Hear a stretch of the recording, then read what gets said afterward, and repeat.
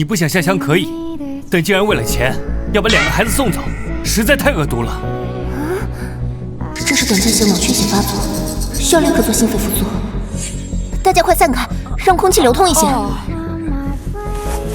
道我这是穿书了？我的天哪，服了吧！我竟然穿成了书里的恶毒女配孟婉。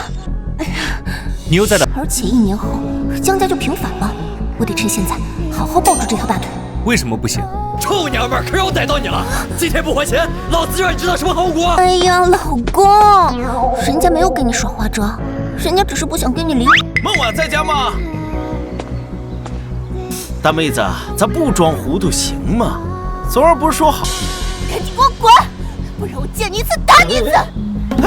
他今天到底怎么了？突然这么反常，是真的会跟？这家伙明显是不相信我的。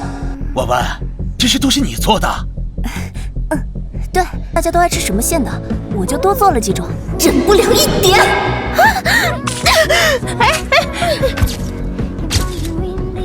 他态度突然变化这么大，像变了一个人似的。难道他爸还有2个孩子一起下的乡？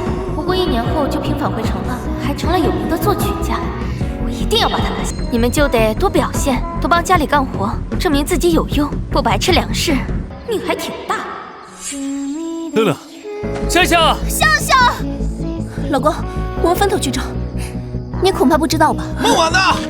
叫孟婉那个优异给我滚出来！